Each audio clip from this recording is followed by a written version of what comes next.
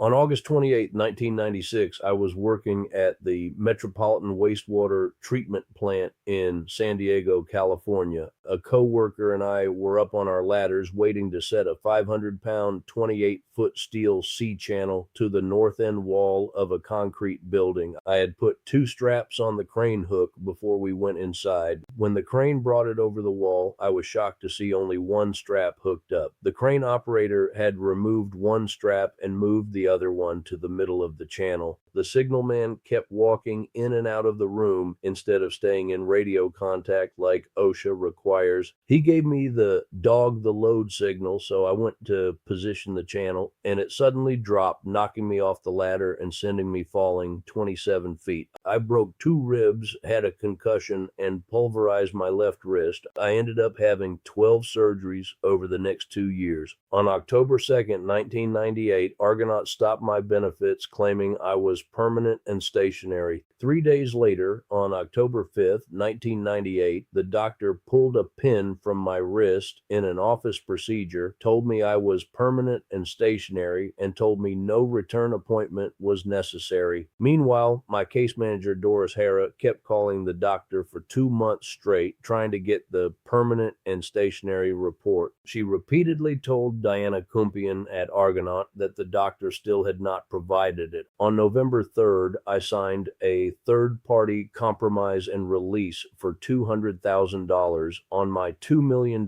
third-party lawsuit against Olson Steel for knocking me off the ladder. 6 days later, on November 9th, my own lawyer, Dean Getz, went behind my back and filed to dismiss my $2 million third-party lawsuit against Olson Steel without my knowledge or consent. After attorney fees and medical costs were taken out, I was left with only $128,910.35. Getz had the case dismissed with prejudice, meaning I could never bring that lawsuit again. While all of this was going on, Doris Hara was still desperately trying to get the permanent and stationary report from Dr. Braun. She kept leaving detailed messages for Diana Kumpian at Argonaut, letting her know that the doctor still had not written the report. On December 8th, I went to the Workers' Compensation Appeals Board hearing for a pretrial conference on my $2 million third-party lawsuit. My lawyer, Dean Getz, never showed up. The judge looked at me and asked, "Where's your lawyer?" I told him, I guess since I gave him $78,000, he didn't bother to come. The judge put an order suspending action on the case and refused to approve the compromise and release until all the liens were satisfied. And he had the permanent and stationary report from my doctor. The very next day, I went to a doctor's appointment so he could pee and S me. During that visit, the doctor told me I had a broken plate in my wrist. Doris Hara had to intervene to get me this appointment with the doctor. That's when I found out I had a broken plate in my wrist.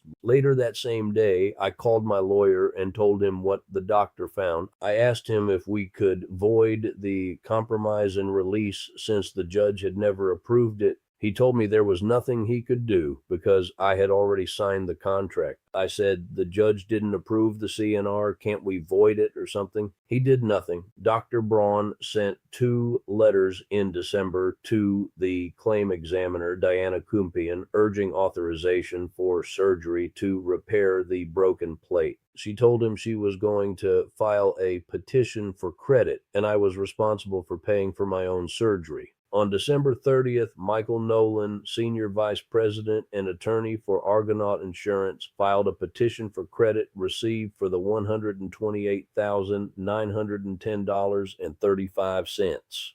They refused to pay for any further treatment, forcing me to pay for my surgery myself. Since Argonaut Insurance refused to authorize the surgery, I had to pay for it myself. I was forced to wait from December 9th, 1998 until June of 1999 before Dr. Reed Abrams, Chief Hand Surgeon at UCSD Medical Center, could perform the surgery. By the time I finally had the surgery, the delay had caused additional nerve damage and left me with a more severe permanent disability. I was young and didn't understand how the legal system really worked. I had no idea how easily the insurance company could screw you over with just the stroke of a pen. Later, a memo was discovered in which Diana Kumpian admitted that even though the judge had not approved the compromise and release, she still obtained a credit for $128,910.35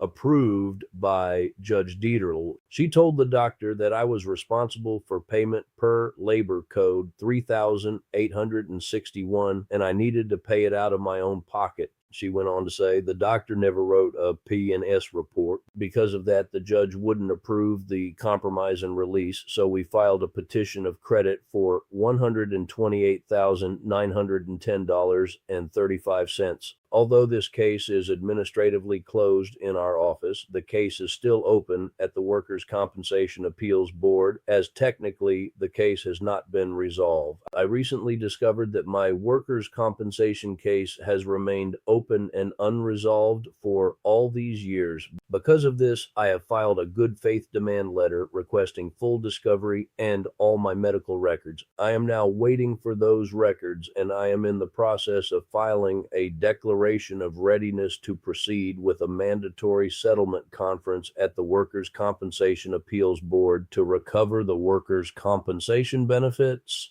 that have been owed to me from October 2, 1998 through January 4, 2001. My goal is to expose the fraud, the illegal credit they obtained from the unapproved compromise and release, and to seek sanctions against those responsible. I am currently in contact with Argonaut Insurance's attorney. I recently filed a subpoena ducis tecum to obtain Argonaut's internal records, including all medical records, correspondence between the claims adjuster and my doctors, and communications between the lawyers and the insurance company. The insurance company's lawyer is sending me only the workers' compensation file. I told him that's not what I'm asking for. I am demanding the complete internal records that were hidden from the judge. They think that because I'm not an attorney, I am ignorant of the law and don't know how to file the proper documentation to get myself heard in front of the Workers' Compensation Appeals Board. What they don't realize is that I know this case better than they do because it happened to me. I am the injured worker in this claim, and I have every right to those documents. Since this case has remained open and unresolved since 1998, I still have the right to be heard in front of a judge. There is no statute of limitations.